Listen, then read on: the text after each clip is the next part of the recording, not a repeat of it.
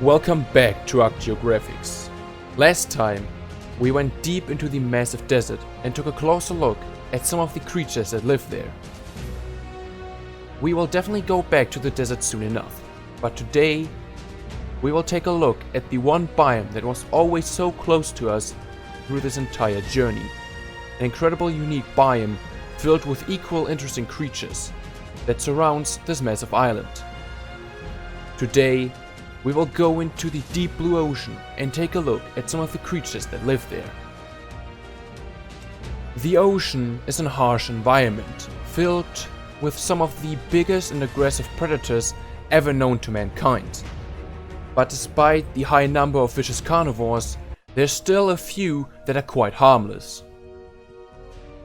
One of them would be the Basilosaurus, a prehistoric ancestor of whales with a long, almost snake-like body.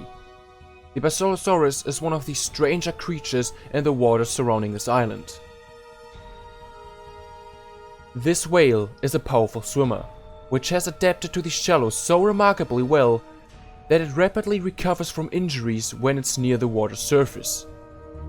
Conversely, the Basilosaurus is vulnerable to deep water pressure, which slowly causes it harm. This creature is usually closely followed by other predatory creatures, since its eating habitats leave plenty of scraps for smaller scavengers to consume. It is actually quite rare that a Basilosaurus is completely alone. Thanks to its streamlined body, this creature can swim at high speeds, allowing it to hunt down some of the fastest aquatic animals. But they don't hunt larger prey that often. Despite the strong jaws, teeth and bodies, they prefer to hunt small critters such as fish, manta rays or small squids. Thanks to their tough skin and a thick layer of blubber, they are pretty much immune to the Cnidaria's deadly sting, and some predators having trouble piercing through this blubber with their teeth and jaws. The Basilosaurus is not a creature that stays in one area for too long. It goes wherever is enough food. Sometimes the Basilosaurus will rest very close to the shores and allow smaller creatures to feed from dead skin, algae and parasites as well. One of the weirdest looking marine mammals that inhabits this ocean is none other than the aggressive predatory whale known as Zygophysiter, an ancient relative of the mighty Sperm Whale. The Zygophysiter is a powerful pack-hunting marine mammal that can hunt pretty much everything, even some of the biggest creatures of the ocean. This creature has an extremely powerful natural sonar system of echolocation. It uses this while hunting since its eyesight is relatively poor. As soon as this whale spots potential prey,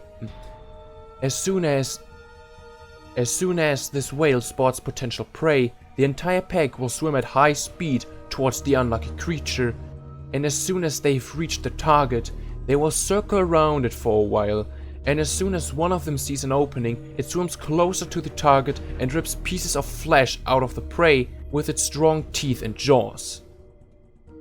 One Zygophysiter is dangerous, but a whole pack of at least 3 or 4 is an almost unstoppable force of raw power. The sounds that they create are so loud that you would be able to hear them from at least 2 miles away. Thanks to their muscular tails, they can easily hunt down some of the fastest marine creatures, such as the manta ray or the Ichthyosaurus. Although they are related to the sperm whale, which is a relatively peaceful giant, the Zygophysiter behaves more like modern-day orcas, also known as killer whales, since they can be incredibly violent towards other creatures. Sometimes they will kill a smaller creature to play around with the corpse by just throwing it several meters out of the water. Although they are savage, they are surprisingly good parents. The Zygophysiter takes care of its young for 2.5 years. Let's go a little bit deeper into the ocean and take a closer look at one of the most bizarre looking ocean creatures there is. This is the many-finned serpent known as conrid. This weird looking beast looks similar to large segmented insects, but adapted to live in the ocean. Apparently, this creature likes to sink ships or boats and feed on the humans and creatures that were on it. Well, Conrad was able to do that when humans were still around, but maybe one day it will be able to hunt down its favorite food once more. When the humans just disappeared, Conrad adapted to this sudden change, and nowadays it will feed on small aquatic creatures. It's not an apex, but it is a very efficient hunter of the sea. Thanks to its strong keratin armor, it is immune to any form of venom and electrocution. With its strong jaw, it can not only break through wood, but it can also break bones, and if that's not enough, its bite inflicts a deadly venom which drains the health out of the poor victim. As weird as it sounds, this creature can go on land, but it is much slower on land than it is in water. They do that to reach bodies of water that are not connected to the ocean. Although the males as well as the females can go on land, only the females will go on land to lay their eggs inside of small rivers or lakes, since those are much safer than the massive ocean. Although Conrad is a very skilled hunter, it still has some natural enemies. Usually creatures that are much larger than itself and creatures that can take the deadly punishment of Conrad's venom. Let's go to the bottom of the ocean. Most of the ocean floor is just a massive wasteland made out of sand and rock. Although the ocean floor seems pretty empty, there's still a few interesting things to find, like this giant skeleton of an ancient ocean titan, a Leviathan in every meaning of the word, a beast that once ruled this ocean. When this thing was alive, it was the biggest aquatic monster of all time. But even today, Leviathans and other sea monsters still live in this ocean.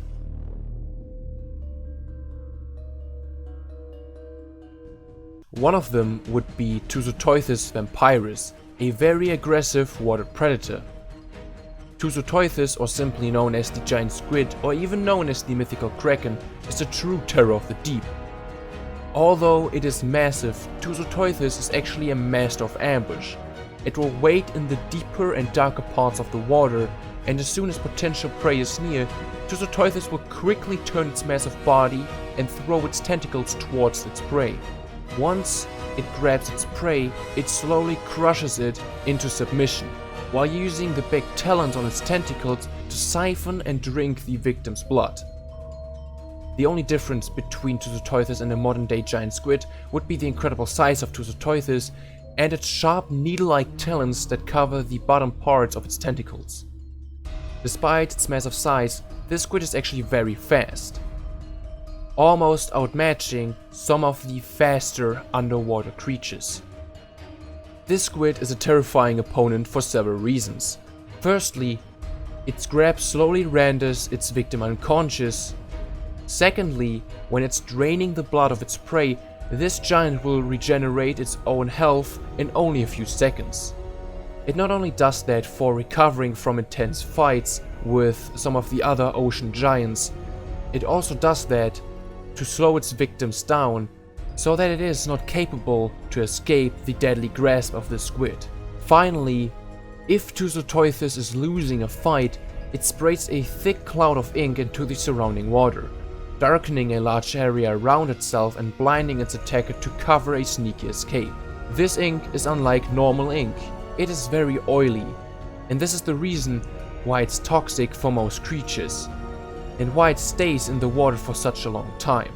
Thanks to that and its physical strength, Tusoteuthis is an apex hunter of the ocean. There are only a few other predators that can fight against the squid and win. One of those predators would be the giant and very aggressive sperm whale-like creature known as Harbinger, a monster of a whale. This whale can hunt pretty much everything in its sight. The Harbinger usually feeds off smaller fish and other small ocean critters when bigger prey is not available. But similar to modern-day sperm whales, the Harbinger's favorite food are squids of any size and shape.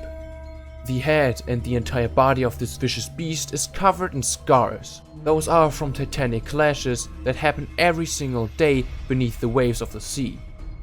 clashes between two giants of the ocean. A fight that not a single man or woman has ever seen. A battle to the death between the Harbinger and the Tuzotoithus. This battle would be one of the most stunning sights to behold. The Harbinger has many rows of teeth similar to the great white shark. Thanks to those, it is capable of tearing creatures to shreds, even some of the bigger ocean-dwelling creatures. The front part of the Harbinger's head is covered in 8 horn-like growths, 4 on each side of its head. It uses them to increase the damage of the impact whenever it hits another creature. The Harbinger only uses them against other bigger creatures such as the Tuzotoithus or the Mosasaur. Thanks to its strong body and muscular tail, this monster of the seas can swim at remarkable speed.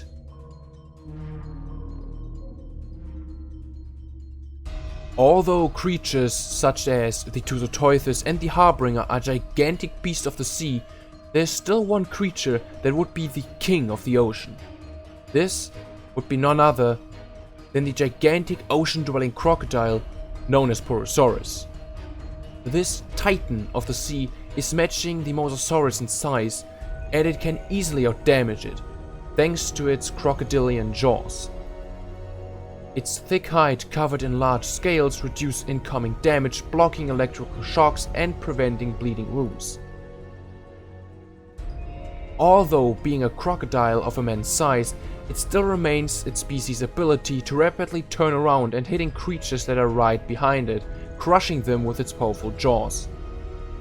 Since Basilosaurus is a crocodile, it is still capable to go on land, but thanks to its large and heavy body, and the way that it adapted alive in the open ocean, it is not capable of moving quickly on land.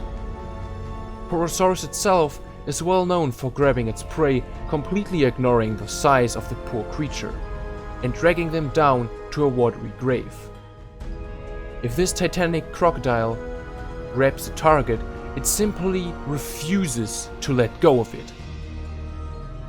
Then it will use its muscles to turn its body into a signature crocodile death roll, tearing its target apart. After that, there's nothing left but a massive smear of blood. A Basilosaurus only goes on land whenever it has to regulate its body temperature in a short amount of time, or when the females build their nest and lay their eggs on the shores of this island. This mighty crocodile can be found pretty much everywhere in the ocean. There's not a single ocean creature that could fight against a Basilosaurus. Its relentless behavior and powerful attacks making it one of a kind, and feared by every single water-based animal. Let's go up again, back to the water surface, the by far friendliest part of the ocean. But even this segment of the sea inhabits another gigantic creature. This is the Grand Tortuga. Although it looks like a freshwater turtle, it is actually an ocean-dwelling turtle. Thanks to its 4 strong legs, it is capable to go on land. It only does that to either hunt some of the smaller creatures that live at the beach, such as the dodo bird, or to take a little sunbath to regulate its body temperature. The Grand Tortuga has a massive shell on its back, separated in several armored plates that cover its entire back.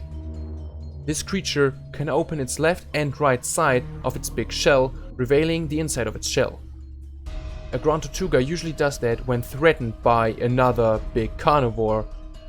It uses this ability to look even bigger than it already is, and trying to intimidate whatever is in front of it. Since it has a bulky body, it is not the fastest in the water, but it does not need to be fast when almost all carnivores are not able to crack its hard armor. Thanks to its armor, it can resist a lot of incoming damage, not only from physical attacks but also from electrical attacks. This ability allows this turtle to feed from the poisonous Cnidaria. The inside of a Tortuga's mouth is armored as well, in a almost bone-like material. Its beak is so sharp and powerful that it can easily penetrate the skin of every type of fish, shark, and even cephalopods.